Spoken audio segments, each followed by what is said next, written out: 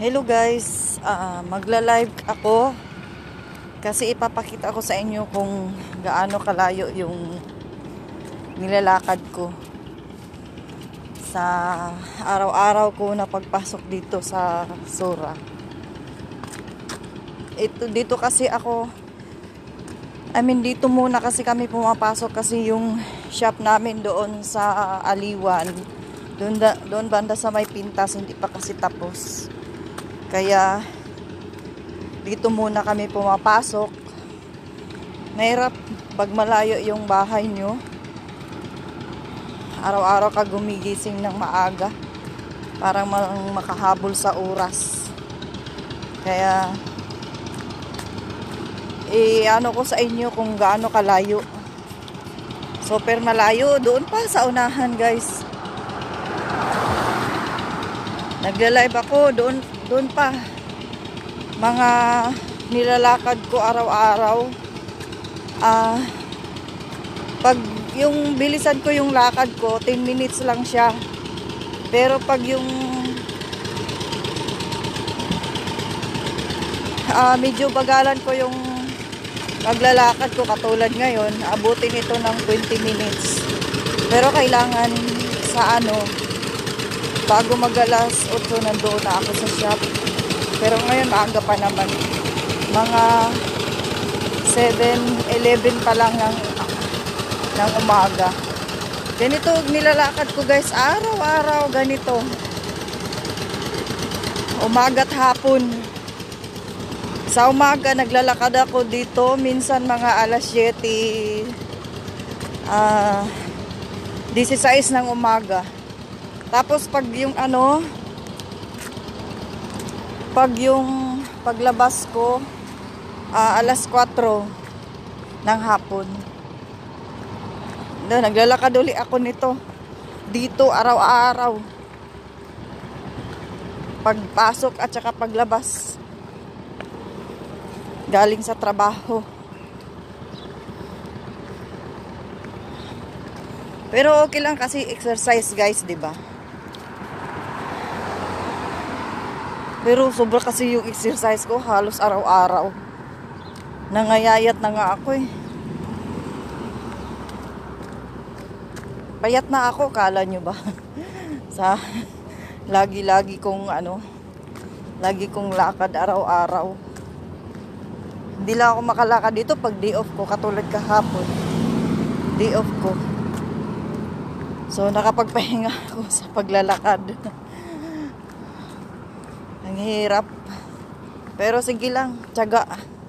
Kasi pag hindi ka magtsatsaga, wala kang sasahurin, lalo na sa pandemic ngayon.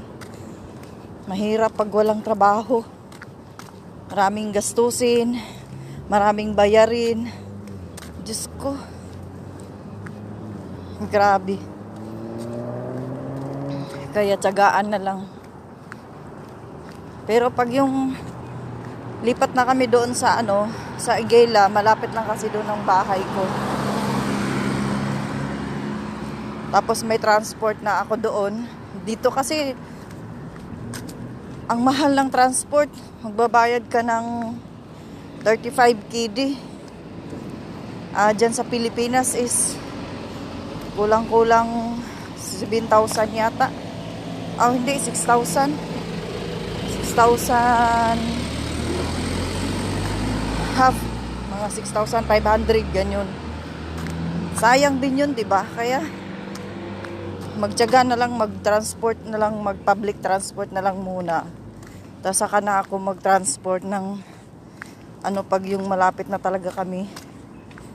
Lilipat na kami doon sa shop.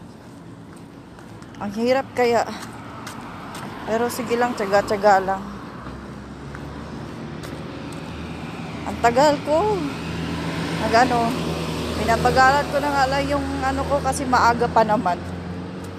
Kaya nag-live ako para makita nyo yung kung gaano kalayo yung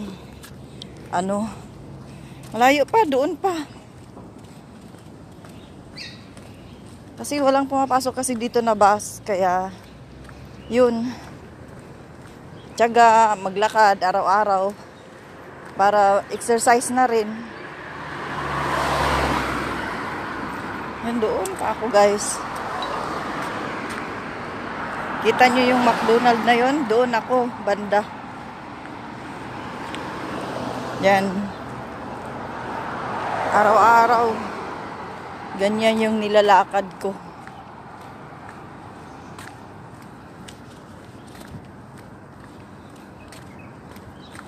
Doon, ganun din kalayo. O, tingnan nyo ang layo sa likod. Sa ano. Pero medyo malapit-lapit na ako. Inanuhan ko na nga yung lakad ko, parang pabanding-banding lang.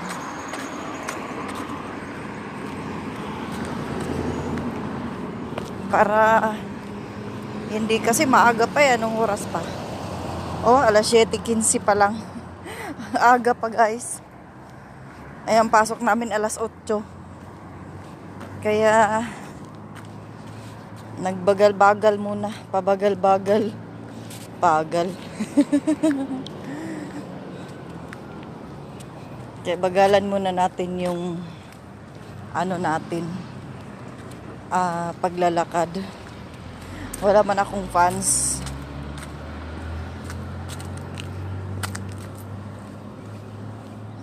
Busy ang mga tao ngayon.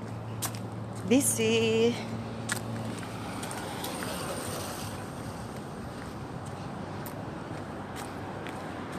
Lakad-lakad muna pag may time.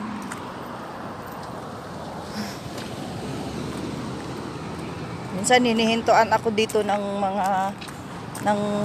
sasakyan na nakakilala ko doon sa Jamia. Pero hindi ako sumasakay kasi mahirap na. Maigi yung safety tayo dito sa naglalakad ako dito sa may island.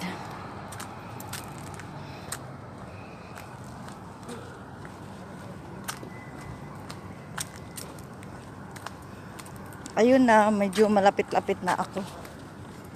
Pero yung kasama ko din, ewan ko kung ano ba, kasi pang umaga din siya, dalawa kami sa pang umaga.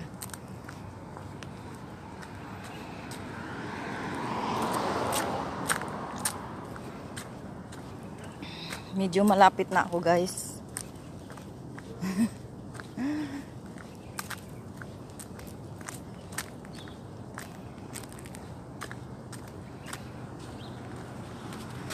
Malapit na ako. Ayan na yung McDonald. Tapos tatawid ako. Tapos yun na yung shop namin. Sa loob ng sa loob ng Jamia. Jamia dito ang tawag sa grocery store na yung katulad sa atin. Maliit lang. Parang 7-Eleven. Pero itong Jamia dito, guys, maganda siya. Para ding para ding mall. Pero totally hindi siya mall, grocery store lang siya talaga.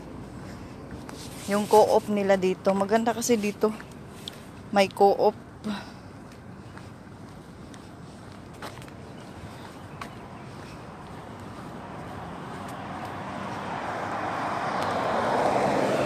Ayun na. Medyo mainit-init na. Pero maganda ang init ngayon kasi hindi gaano masakit. Kasi maaga pa kasi.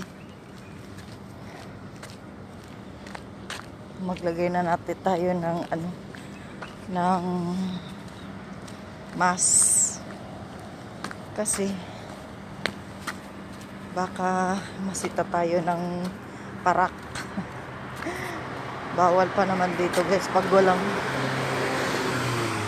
wala kang mask, tapos nakita ka ng mga parak, sisitahin ka. Pag mumultahin ka ng 100 KD. Alam ba kung magkano yun sa atin? Malaking pera na yun. Nasa mga 17,000 na yun, di ba? Kung ipindi kasi sa palitan ng pera. Kasi ang 60 KD kasi equivalent to 10,000.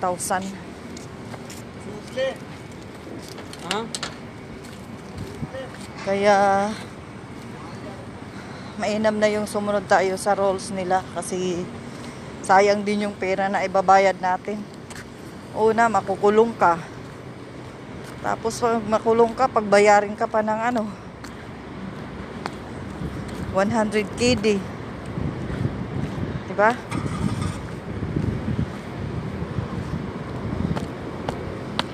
Kasi multa yun eh, hindi ka sumusunod sa sa rules nila.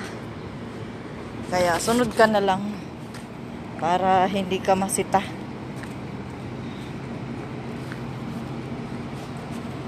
Dito na ako, guys.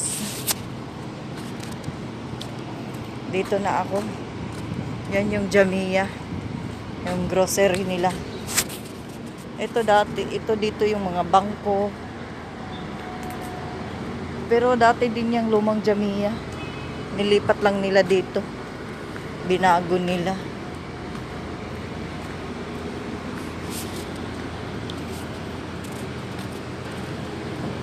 Pero ang aga pa. Ano pa lang? 7:20 pa lang. Sobrang aga ko. Sobrang aga ko, no?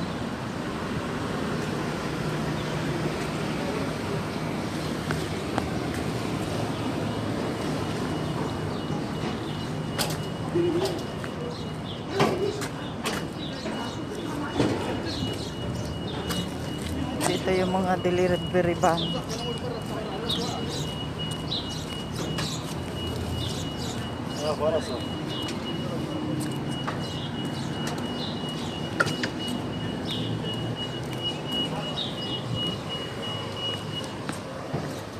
Ako sa awa ng Diyos, sa tinagal-tagal ko na dito, wala pa namang bumabasto sa akin.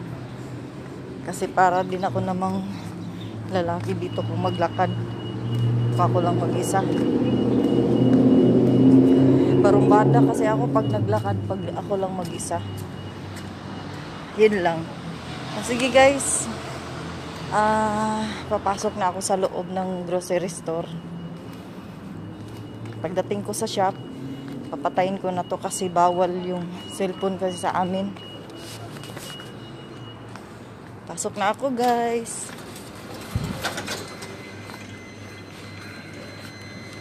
Salam.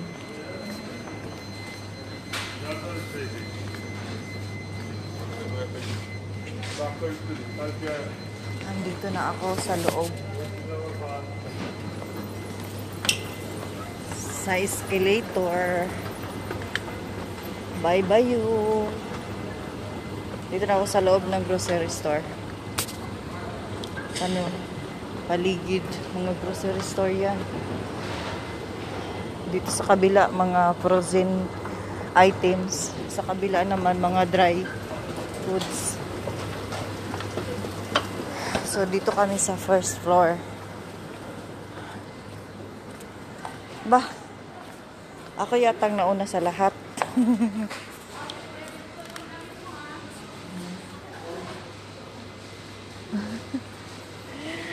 Ako yung nauna sa lahat, guys. Sige na, bye na. Andito na ako sa loob.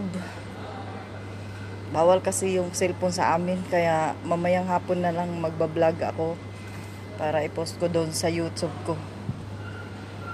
Ito yung namin shop. Momenteto. Ayan yung shop namin. Maliit lang siya, para lang siyang food truck. Sige na guys, see you later. Bye bye alligator.